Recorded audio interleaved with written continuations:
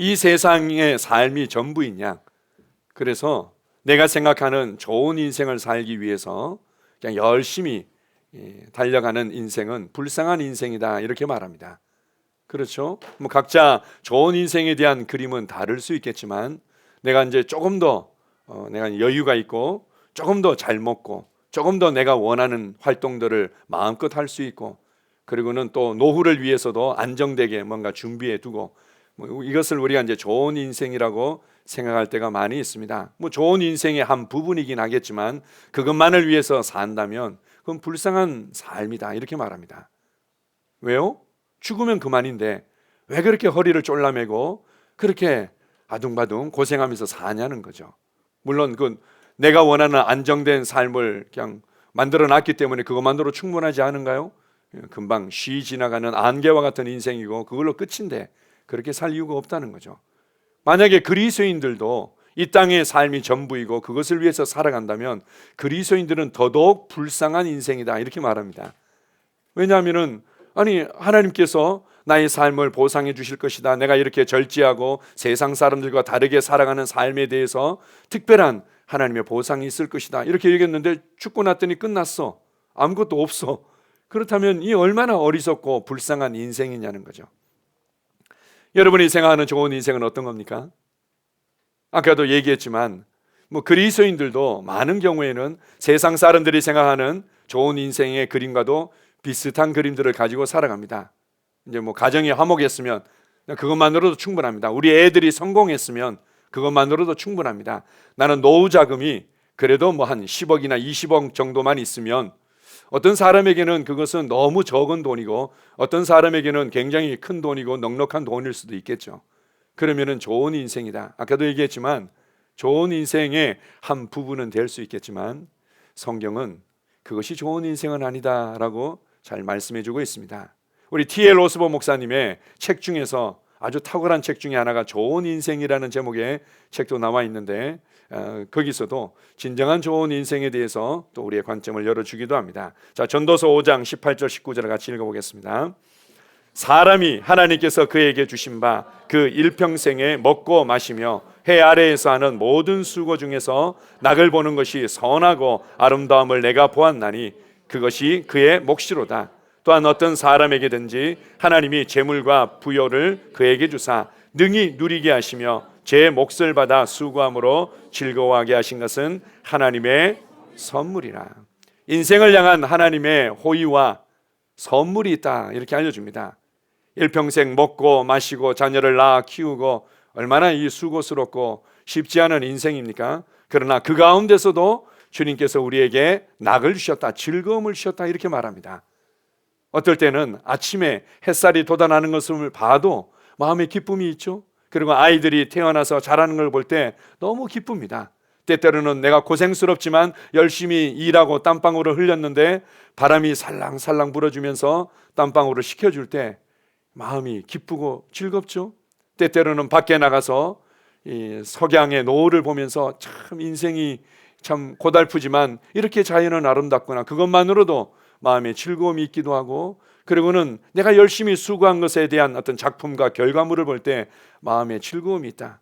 이렇게 인생 가운데서도 기쁨을 누릴 수 있도록 하나님께서 기쁨의 몫을 우리에게 주셨다는 겁니다. 삶을 살아가면서 즐거움의 이 몫을 우리가 누리는 것은 합당한 하나님의 선물이죠. 뿐만 아니라 나아가서는 이렇게 얘기합니다. 또한 어떤 사람에게든지 하나님이 재물과 부여를 주셨다, 이렇게 말합니다. 어떤 사람에게는 이렇게 얘기한 것이 아니라 어떤 사람에게든지 합당하게 이 땅에 살아가면서 좀 하나님께 감사하며 또 때때로 감동을 따라서 사람에게 나눠주며 살아갈 수 있을 만큼의 재물과 부유함을 주셨다. 그리고 이것이 나의 몫이다, 이렇게 말합니다. 나는 충분히 만족하지 못하는데요, 여전히 나는 삶에 어려움이 있는데요, 그렇다면 여러분의 몫을 차지하십시오. 하나님께서 내게 주신 이 땅에 두신 이 풍성하고 이 하나님의 은혜들을 인식하고 믿음으로 그것을 취하십시오. 성실하게 땀 흘리고 우리가 기도하면서 하나님이 주시는 지혜와 힘과 능력 가운데 수고할 때 반드시 여러분의 몫이 있습니다. 그것을 찾아 누리라고 말합니다. 이것은 하나님의 선물이다. 이런 부분들을 이제 신학적으로 일반적인 은총, 그다음에 특별 은총, 뭐 이렇게 이제 설명하기도 합니다. 일반적인 은총에 대해서는 산상수훈에서 한마디로 얘기하면 이런 거죠. 하나님께서 악인이든 선인이든 동일하게 비를 내리시고 동일하게 햇빛을 비춰주신다, 이렇게 말합니다. 우리는 악인들에게는 늘 그냥 깜깜해지고 선인들만 햇빛이 따라다니고 뭐 이렇게 했으면 좋겠지만, 하나님께서 육신을 입고 이 땅에 태어난 사람들이 기본적으로 즐거움을 누리고 기본적으로 만족하고 기본적으로 그들에게 필요한 필요들을 체험받으면서 살아가게끔 해를 비춰주시고 비를 내려주시고, 하나님의 은총이라는 거죠. 그러나 그것이 하나님과의 친밀한 관계하고는 상관없는 삶을 살아가는 겁니다. 우리가 이제 제가 여러 차례 얘기했지만, 우리가 이제 가르치는 말씀들을 좋아하고 또 함께 추구할 때 보면 이것이 하나의 적극적 사고방식처럼 보여져서 너무 좋아서, 이제는 내가 그리스도 안에서 할 수 있다고요? 부유함도 취할 수 있다고요? 내 삶에 뭐 능치 못한 일이 없다고요? 내가 모든 것이 가능하다고요? 이런 것들이 너무 힘이 되고 좋아서 이제 추구하는데, 그러다 보니까 세상에서 말하고 얘기하는 그 성공 철학이라든지 적극적 사고방식과 별반 차이가 없는 것처럼 느껴지죠. 적극적 사고방식이나 성공 철학은 어떻게 보면 세상의 초등학문이라고 말할 수 있고, 이 땅에 두신 하나님의 자연적이고 일반적인 그 창조의 원리의 한 부분을 발견해서 그 혜택을 누리는 거죠. 일반 은총의 영역이라고 말할 수 있는 겁니다. 우리가 가르치는 것은 하나님과 우리와의 관계 안에서의 누리는 삶을 가르치고, 예수 그리스도를 통해서 주신 구원의 은혜 안에서 누리는 삶을 가르치는 거죠.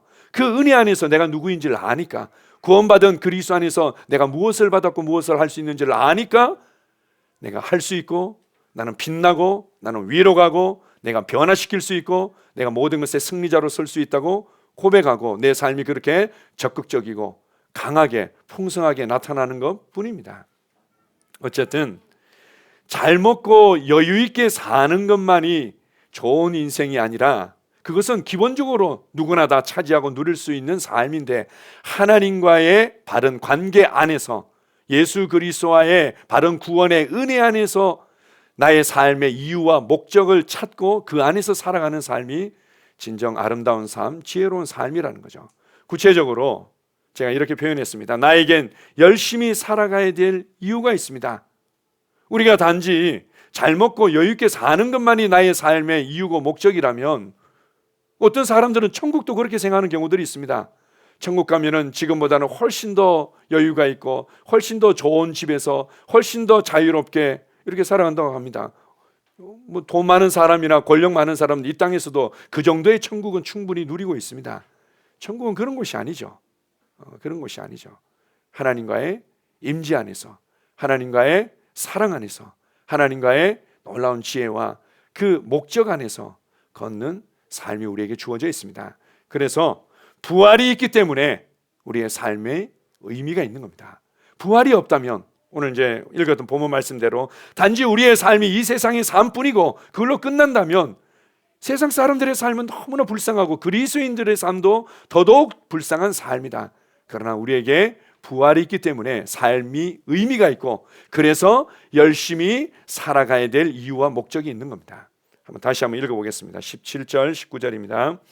그리스도께서 다시 살아나신 일이 없으면 너희의 믿음도 헛되고 너희가 여전히 죄 가운데 있을 것이요, 또한 그리스도 안에서 잠자는 자도 망하였으리니, 만일 그리스도 안에서 우리가 바라는 것이 다만 이 세상의 삶뿐이면 모든 사람 가운데 우리가 더욱 불쌍한 자이리라.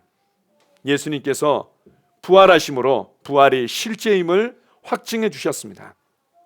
예수님께서 부활의 첫 열매가 되셨다고 말씀하시는 거죠. 우리도 이 땅의 삶으로 끝나는 것이 아니라 반드시 다시금 일으켜지게 될 것이다. 다시금 살아나게 될 것이다. 그리고 다시금 시작되는 새로운 영원한 삶이 있기 때문에 지금의 내 삶이 의미가 있고 아름다운 삶이 될 수 있는 겁니다.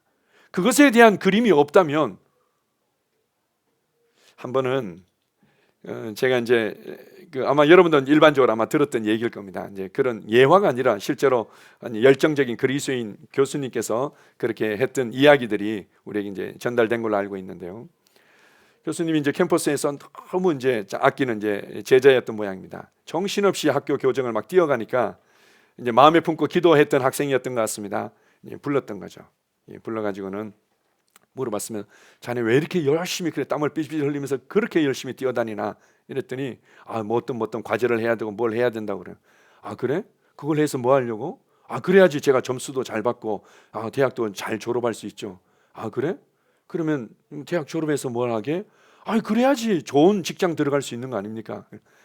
그렇구나. 그럼 좋은 직장 들어가서 뭐 하게? 그렇게 열심히 직장 생활해서 뭐 하려고? 그래야지 좋은 결혼하고 좋은 가정을 세울 거 아닙니까? 그래? 그럼 좋은 가정을 세워서는 뭐 할 건데? 그래야지 좋은 애들을 낳고 키울 수 있죠. 그래? 좋은 애들을 낳고 키우고 그 다음에는 그렇게 해야지 이제 제 노후도 안정되게 좋은 노후를 보낼 수 있겠죠. 그렇구나. 그 다음에는 죽겠죠. 그러면 자네는 지금 죽기 위해서 이렇게 열심히 뛰어가고 있구나. 뭐 이제 하나의 이제 그 충격요법 같은 우스개 같은 소리지만, 그리고 그에게는 우리 학생에게는 내게는 충분히 보장된 50년, 뭐 60년, 70년의 삶이 있다고 그래도 이제 생각하기 때문에 뭔가 지금이라도 열심히 뭔가 해야지 될 거다라고 생각하지만, 이 안개와 같은 인생을 조금 짧게 생각해 보십시오.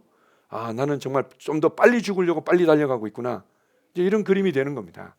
우리의 삶이 이 세상의 삶뿐이라면 결국은 죽음을 향해서 더 열심히 달려가든지 죽음을 향해서 더 빨리 에너지를 소진시키는 삶을 살고 있는 거죠.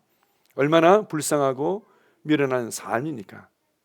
부활이 없다면 우리의 인생은 아무런 의미가 없는 겁니다. 조금 더 잘 먹고 조금 더 못 살고 조금 더 상처받고 조금 덜 상처받고 조금 더 내가 뭔가 의미가 있고 인정받고 무시당하고 그런 게 무슨 의미가 있습니까? 어차피 죽으면 다 끝나는데, 어차피 죽으면 모든 것이 사라지고 아무것도 없는데. 그러나 부활이 있기 때문에 우리의 삶이 귀하고 아름다운 것입니다. 자, 데살로니가전서 4장 16절에 17절입니다.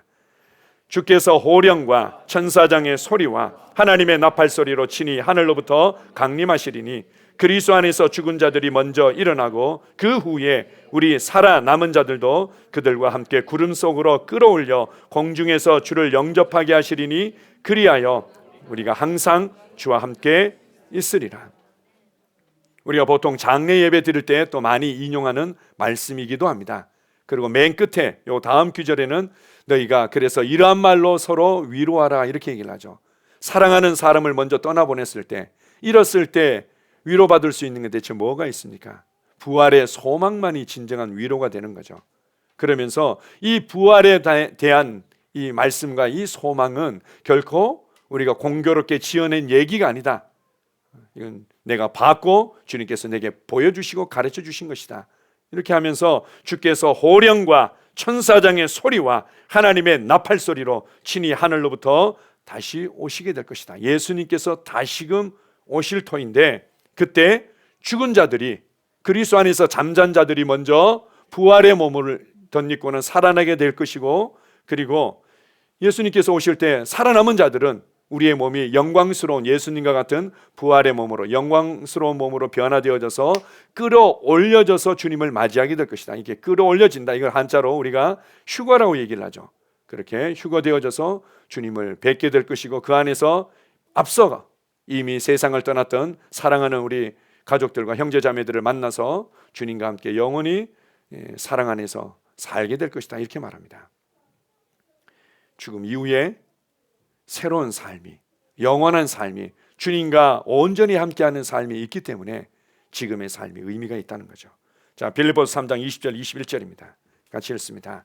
그러나 우리의 시민권은 하늘에 있는지라 거기로부터 구원하는 자 곧 주 예수 그리스도를 기다리노니 그는 만물을 자기에게 복종하게 하실 수 있는 자의 역사로 우리의 낮은 몸을 자기 영광의 몸의 형체와 같이 변하게 하시리라. 아멘. 우리가 이제 몇십 년 전만 해도, 그렇죠, 한 20, 30년 전만 해도 저 미국 시민권자인데요 이러면은 우와 어떡해요? 라면서 사람들이 부러워하기도 하고 어떤 나라에 가든 대우를 받는 이런 분위기가 좀 있었습니다. 그런데 로마 2000년 전에 대로마 제국에서는 더더욱 로마 시민권자다 이러면은 대단한 어떤 특권 의식을 가지고 사람들이 우와 사도 바울도 그래서 사람들이 그런 어떤 의식이나 분위기를 알기 때문에 곤경에 처했을 때 내가 로마 시민권을 가지고 있는 사람인데 감히 재판도 안 하고 나를 매질하려고 합니까? 라고 이제 자신을 변호한 적도 있었는데요. 이 땅에 살아가면서 한 나라에, 그리고 그 안에서 누리는 혜택들을 귀하게 여기고 시민권자로 얘기하는데, 그러나 그리스도인들이 인식해야 될 중요한 부분이 있다면 우리는 하나님 왕국의, 하나님 나라의 진정한 시민들이라는 거죠. 그 의식을 가지고 살아가라. 그리고 그것이 예수님께서 다시 오실 때 우리의 낮은 몸도 그 시민권에 합당하도록, 그 왕국에 합당하도록 우리 옷을 갈아입게 될 터인데, 성경에서는 지금의 우리 부모로부터 물려받은 이 육신의 몸을 낡은 옷이라고 표현하기도 하죠. 이 낡은 옷을 벗고 새로운 영광스러운 예수님과 같은 옷을 입게 될 터인데, 이 부활의 몸을 입고 우리는 그분과 함께 새로운 나라 안에서 영원히 살게 될 것이다. 히브리서 11장 35절에 보게 되면 이런 말씀이 있습니다. 어떤 이들은 더 좋은 부활을 얻고자 하여 구차하게 풀려나기를 거절했다. 이런 말씀이 있습니다. 이 무슨 말인가 하면 히브리서 11장에 보게 되면 바로 믿음의 선배들이 믿음의 삶을 어떻게 살았는지 명예의 전당처럼 그들의 믿음의 삶이 잘 나오고 있습니다. 그리고는 끝에 가서 많은 사람들이 이 믿음 때문에 목숨을 잃기도 하고, 믿음 때문에 조롱과 또 그리고 아주 사람 피난 다니면서 고통스러운 삶을 살았지만 그들은 믿음을 포기하지 않았다. 이러면서 또 한 귀절에 이렇게 말합니다. 그들에게 더 좋은 부활이 있다는 것을 그들은 믿었고 알았기 때문에 감옥에 갇히거나 안 그러면은 큰 핍박과 불이익을 당할 때 뭐 뇌물을 준다든지 이렇게 타협한다든지 그렇게 해가지고는 그 위기를 모면하지 않았다는 거죠. 차라리 나는 죽겠다. 왜냐하면은 내 앞에는 부활이 있기 때문에, 내가 예수님 때문에, 복음 때문에, 영혼 때문에 설사 불이익을 당하고 내가 죽음에 처한다 하더라도 내게는 더 좋은 부활이 기다리고 있기 때문이다. 이렇게 말합니다. 우리가 조금 이따 다시 한번 살펴보겠지만 왜 더 좋은 부활이라고 표현했냐면, 세상 사람들이 경험해야 될 부활에는 두 가지 종류가 있습니다. 첫 번째는 그리스도인들이 경험하는 부활이 있고, 그리고 세상 사람들이 경험하는 부활이 있습니다. 그리스도인들이 경험하는 부활은 예수님께서 다시 오실 때 우리가 영광스러운 몸으로 변화되어져서 그분 앞에서 우리의 인생을 평가받고 이제 세워지는 그런 삶이 있고, 그리고 또 하나 또 다른 부활이 있는데, 그것은 이후에 천년 왕국이 끝나고 나서 모든 믿는 자들이 다 부활해서 그들의 삶을 평가받게 될 거죠. 하나님께서 우리를 사랑하셨고 우리를 향한 계획을 가지고 계셨고 우리와의 화목케 하기 위해서 예수 그리스도를 다시금 보내주셔서 너희를 향한 놀라운 구원의 은혜를 계속해서 가르쳐주고 돌아오라고 했는데 거절했구나. 그래서 이제는 네 안에 부어진, 네가 살아왔던 내 본성을 따라서 마귀와 마귀의 졸기들을 위해서 예비된 영원한 불목 가운데 버려질 수밖에 없구나라고 그들이 하나님의 흰보좌, 백보좌 앞에서 심판을 받고 버려지는 그러한 심판의 부활이 있는 겁니다. 근데 더 좋은 부활이라는 것은 우리가 예수 그리스도 앞에 서게 돼서 착하고 충성된 종아, 네가 적은 일에 충성하였으며 내가 더 많은 것을 내게 맡기리니 내 주인의 즐거움에 참여할지어다 라고 칭찬받고 보상받고 영광받는 부활에 참여하는 것, 그것을 위해서라면 내가 이 땅에서 설사 좀 불이익을 당하고 이 땅에서 설사 내가 공격을 받고 그리고 나아가서는 생명마저 잃게 된다 하더라도 나는 기꺼이 그 삶을 선택하겠습니다. 그랬다는 거죠. 더 좋은 부활이 있기 때문에 지금의 내 삶이 진정한 의미가 있는 겁니다. 계속해서 보겠습니다. 우리 영원한 같이 연결된 말씀인데, 영원한 왕국과 심판이 있기에 삶은 의미가 있습니다. 계시록 20장 6절입니다. 이 첫째 부활에 참여하는 자들은 복이 있고 거룩하도다. 둘째 사망이 그들을 다스리는 권세가 없고 도리어 그들이 하나님과 그리스도의 제사장이 되어 천년 동안 그리스도와 더불어 왕노릇 하리로다. 이 첫째 부활은 예수님께서 다시 오실 때 그리스도인들이 일으켜지는 부활을 첫째 부활이라고 얘기합니다. 이 첫째 부활에 참여하는 자들은 복이 있다. 그들은 둘째 사망, 영원한 불못에 버려지는 이 둘째 사망의 해를 받지 않고, 더 중요한 것은 천년 동안 그리스도와 함께 이 땅에서 왕노릇 하게 될 것이다. 우리가 이제 아까도 얘기했지만 죽고 난 이후에 천국에서 받게 될 영광과 보상에 대해서 사람들이 각자 생각을 하고 있습니다. 내가 여기서는 별로 그냥 원하는 정말 좋은 집에서 살지 못했는데 천국 가면 막 으리으리한 대고 같은 집에서 살 수 있대요. 아, 저 하늘에는 나를 위한 예비된 그것이 있구나. 이 땅에서는 내가 모자, 명품 모자 하나도 제대로 못 써봤던 것 같은데 천국에 가면 막 금으로 된 면류관을 쓰고, 그리고는 자랑하듯이 돌아다니고, 그리고는 여기서 보석도 충분히 갖추지 못했는데 천국에는 발에 채이는 게 보석이고, 우리 이런 생각을 합니다. 그런 부분들이 요한계시록에는 일부 언급된 부분들이 있습니다. 그러나 천국에 있어서 우리에게 주어지는 보상과 영광과 주님께서 우리를 위해서 예비하신 것은 무엇인가 하면 통치권입니다. 통치권이죠. 그래서 하나님과 그리스도의 제사장이 되어 그리스도와 함께 왕노릇하는 삶이 우리 앞에 놓여져 있습니다. 그것을 위해서 우리가 준비하는 이 땅의 삶을 살아가고 있는 거죠. 얼마만큼 우리가 예수 그리스도를 닮아서 지혜롭고 탁월하고 능력 있고 권세 있고 사랑스럽고 섬김의 삶을 얼마나 살았는지, 영혼들을 위해서 기꺼이 헌신된 삶을 살았는지, 이것이 이제 이 땅의 삶이고, 그래서 우리의 삶이 의미가 있는 겁니다. 계속해서 보겠습니다. 고린도후서 5장 10절입니다. 우리가 다 반드시 그리스도의 심판대 앞에 나타나게 되어 각각 선악간에 그 몸으로 행한 것을 따라 받으려 함이라. 다 반드시 그리스도의 심판대 앞에 서게 될 것이다. 누구나 다 반드시 그리스도 앞에 서게 될 텐데, 그것은 심판받는 심판대라는 거죠. 그러나 감사한 것은 우리가 믿는 자들은 이미 예수 그리스도 안에서 형벌과 심판이 지나갔기 때문에 그리스도 안에 있는 자들에게는 결코 정죄함이 없기 때문에 우리가 둘째 사망, 영원한 불못에 버려지는 그러한 심판과 형벌은 없습니다. 그러나 주님 앞에서 우리 몸으로 행한 것을 따라서 평가받고 보상받는 그러한 부분들이 반드시 있을 거라는 거죠. 마태복음 19장 28절 29절도 같이 읽습니다. 예수께서 이르시되 내가 진실로 너희에게 이르노니 세상이 새롭게 되어 인자가 자기 영광의 보좌에 앉을 때에 나를 따르는 너희도 12 보좌에 앉아 이스라엘 12지파를 심판하리라. 또 내 이름을 위하여 집이나 형제나 자매나 부모나 자식이나 전토를 벌인 자마다 여러 배를 받고 또 영생을 상속하리라. 세상이 새롭게 되어져서 이 땅의 육신적인 모든 것들이 한번 지나가고 세상이 새롭게 되어져서 예수님께서 만왕의 왕으로 만주의 주로 온전히 나타나시고 다스리실 때가 우리 앞에 있는데, 그때 이 땅에서 복음을 위해, 주님을 위해서, 하나님의 왕국을 위해서 지혜롭게 산 사람들은 그분과 함께 다스리게 될 것이다, 이렇게 말합니다. 그러면서 그 뒤에 뭐라고 얘기합니까? 내 이름을 위하여 집이나 형제나 자매나 부모나 자식이나 전토를 벌인 자마다, 이렇게 말합니다.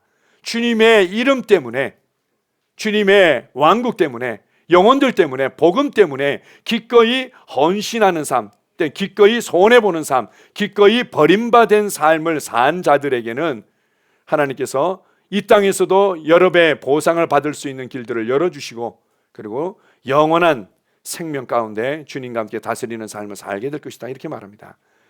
우리가 이제 여러 배를 보상받고 이러면은 제일 먼저 우리는 실리적으로 계산이 돌아갈 때가 있습니다.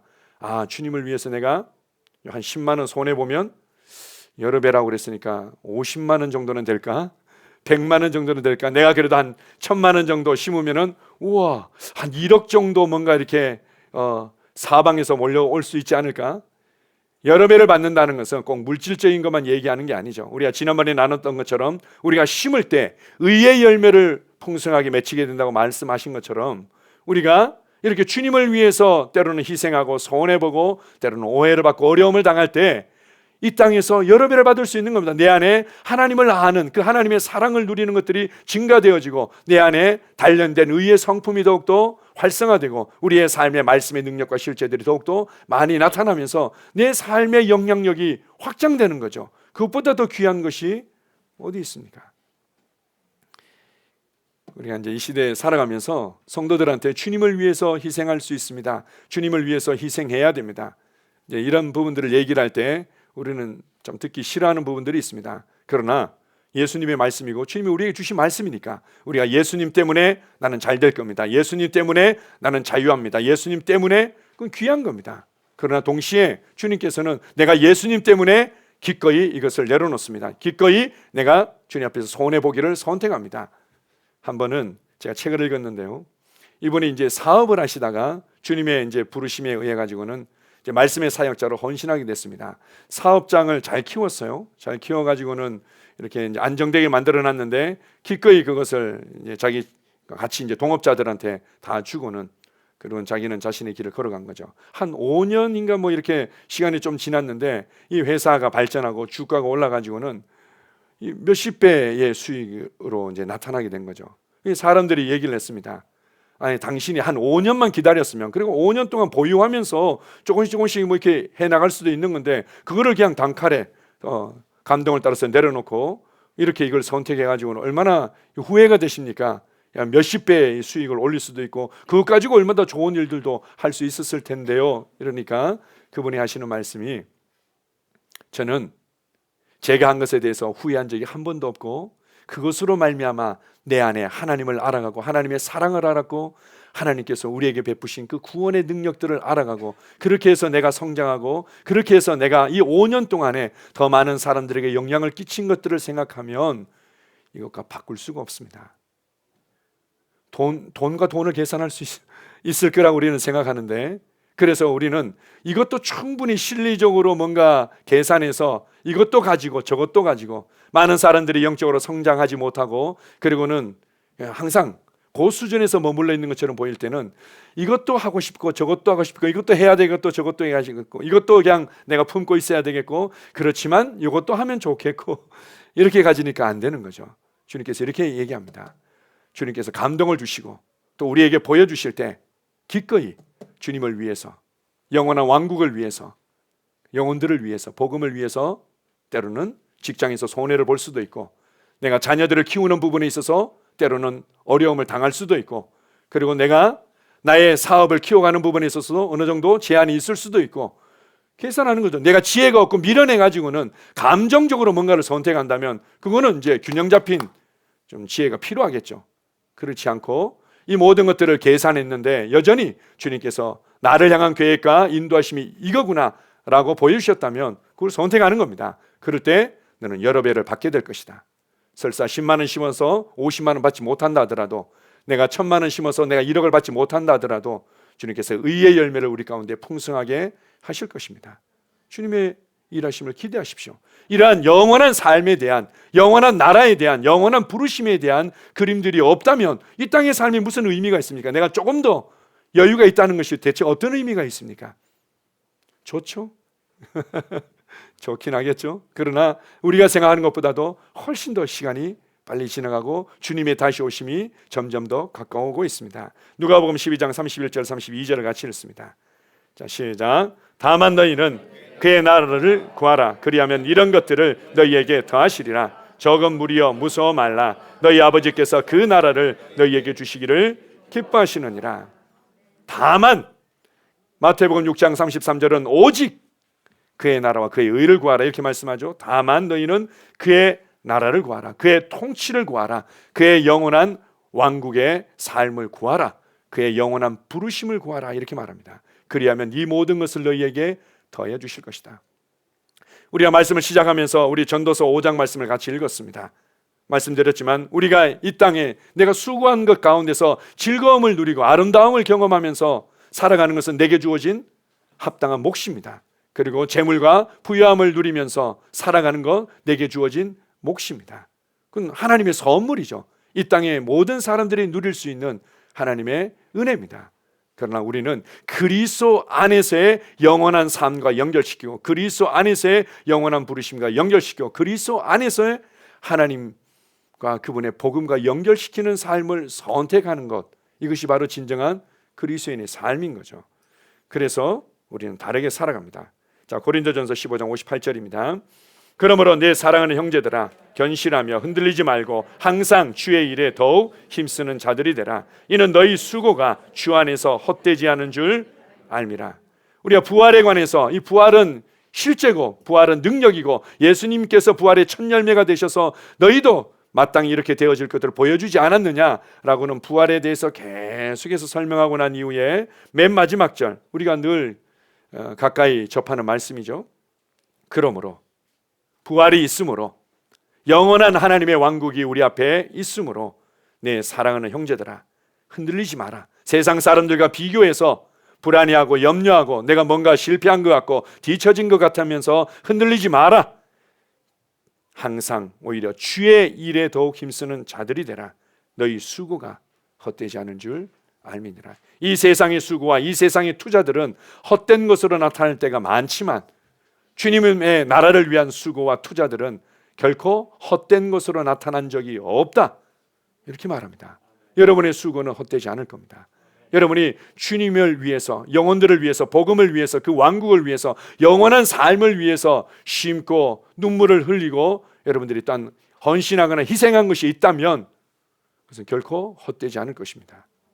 둘 중에 하나겠죠. 헛되든지 아니든지, 이 세상의 삶으로 끝나든지, 이 세상의 삶이 끝나는 것이 아니라 주님께서 다시 오시고 부활이 있고 또 심판이 있고 보상이 있고 영광이 있고 영원한 삶이 있다면 우리는 결코 헛된 것으로 나타나지 않을 것입니다. 세상 사람들과 비교해서 여러분의 삶이 좋은 인생이다 아니다라고 평가하지 마십시오. 주님의 평가에 여러분의 삶을 맡기시기 바랍니다. 마지막으로 마태복음 28장 19절 20절입니다. 그러므로 너희는 가서 모든 민족을 제자로 삼아 아버지와 아들과 성령의 이름으로 침례를 베풀고 내가 너희에게 분부한 모든 것을 가르쳐 지키게 하라. 볼지어다 내가 세상 끝날까지 너희와 항상 함께 있으리라 하시니라. 예수님께서 제자들을 향해서, 교회를 향해서, 그리스도인들을 향해서 이제 이 땅의 사역을 마무리하시고 승천하시면서 주신 마지막 명령이었죠. 뭐라고 얘기합니까? 너희는 가서, 이렇게 말합니다. 교회는 모이기 위해서 있음과 동시에 가기 위해서 존재하는 겁니다. 저희 아내는 이제 대학생 때 열정적으로 대학생 그 선교회에서 헌신을 했었는데요. CCC에서 저희 아내 얘기를 들어보면은 뭐 저희도 마찬가지였습니다. 저희도 청년 때 80년대 아주 그런 열기들이 조금씩 이제 계속 식어지고는 있었지만 남아 있었을 때였는데요. 항상 구호가 있습니다. 모이면 기도하고 흩어지면 전도하자. 그럼 여러분 혹시 그 복음성가 잘 기억하십니까? 항상 그 노래 불렀죠.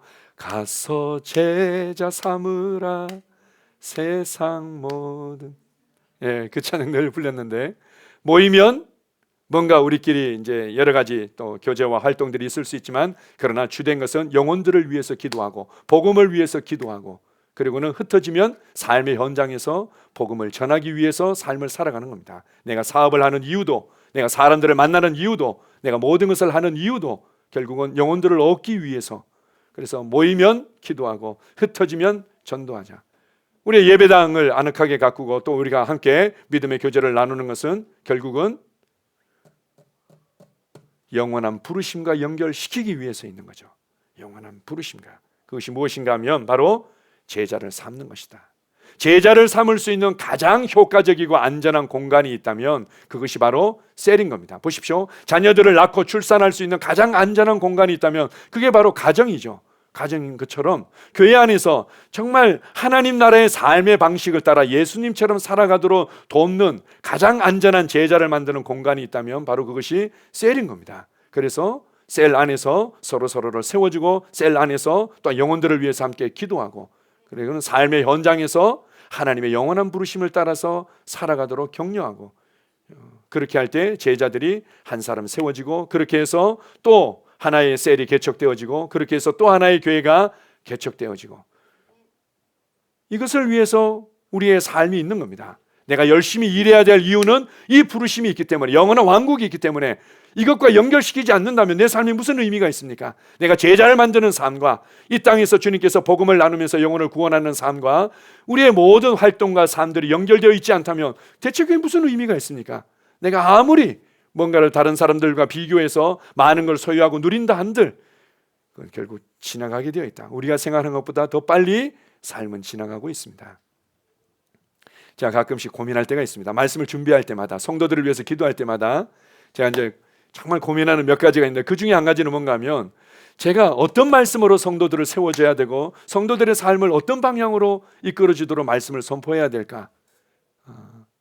그래서 막 격려가 되고 위로가 되고 힘이 되는 말씀들을 세워줘야 되는데, 동시에 이런 말씀들에 대해서 제가 또 준비하고 나눠줘야 된다는 고민들을 많이 합니다. 왜냐하면 어떤 사람들에게는 이것이 부드럽고 케이크 같고 죽 같고 그냥 부드러운 음식이 아니라 딱딱한 고기와 같고 딱딱한 호두와 같고 뭐 땅콩과 같고 이런 음식으로 다가올 수도 있지만, 이런 말씀들이 너무나 중요하고 필요하다. 주님께서 다시 오실 텐데, 목사가 주님의 다시 오심을 믿고 목사가 정말 부활을 믿는다면, 목사가 영원한 심판을 믿고 있는다면 이것을 얘기 안 하는 것 자체가 이상한 목사인 거죠. 이것을 진짜 믿고 있다면 성도들한테 선포하고 가르쳐야만 되겠죠. 정말 주님 앞에 여러분과 제가 서게 될 겁니다. 그때 저는 주님의 눈빛을 바라볼 뿐만 아니라 여러분의 눈빛을 바라볼 겁니다. 여러분이 감사해요 눈빛으로 바라볼지 원망의 눈빛으로 바라볼지, 아니 목사님 왜 저한테 이런 것들 하나도 가르치신 적이 없어요? 이게 진짜 사실이었네요. 예수님 저는 억울해요. 저는 그냥 제자로교회 좋다고 해서 갔는데요, 좋은 목사라고 해서 갔는데요, 저한테 이런 거 한 번도 가르쳐 준 적이 없어요. 심판이 있고, 그리고는 주님 앞에서 이 보상과 영광이 있고, 그리고 영원한 왕국의 삶이 있다는 것을 전 들은 적이 없어요. 전 너무 억울한데요 라고는 저를 원망의 눈빛으로 쳐다본다면 제가 주님 앞에서 어떻게 얼굴을 들겠습니까? 여러분 앞에 부활이 기다리고 있습니다. 부활과 함께 주님의 재림이 기다리고 있습니다. 오늘이라도 예배를 드리는 순간에 우리가 그냥 누군가는 주님 앞에 들려 올라갈 수도 있겠죠. 우리 마태복음 보게 되면 이런 말씀이 있습니다.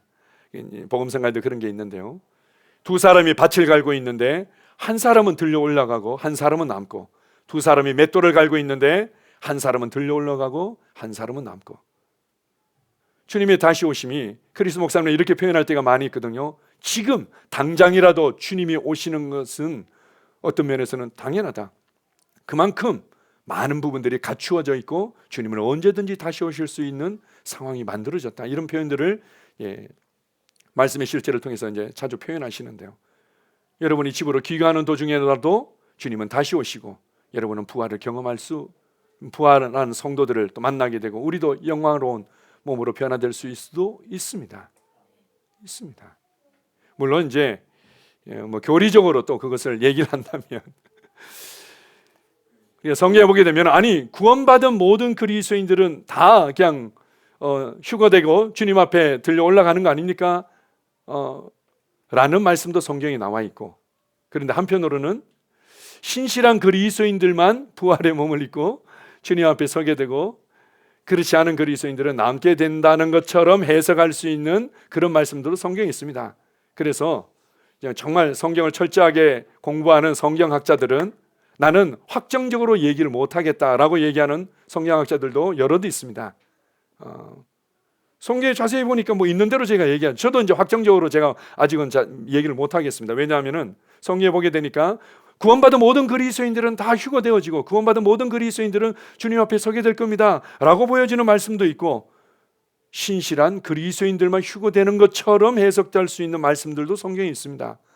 우리는 모든 것들을 그냥 받아들이고 우리의 삶을 매일매일 영혼과 연결시키고 영원한 부르심과 연결시키고 영원한 왕국 안에서 살아가는 삶을 살아가야만 됩니다. 여러분이 열심히 살아가야 될 이유가 있습니다. 부활이 있기 때문에. 영원한 왕국이 있고 심판이 있고 보상이 있고 영광이 있기 때문에 나는 이 땅에서 지혜롭게 탁월하게 성실하게 살아가는 겁니다. 우리 옆 사람들 축복하겠습니다. 당신은 열심히 살아가야 될 이유가 있습니다. 아멘. 기도하겠습니다. 하나님 아버지 감사합니다. 그렇습니다. 나는 열심히 살아가야 될 이유가 있습니다. 왜냐하면 이 땅의 삶으로 모든 것이 끝나지 않기 때문입니다.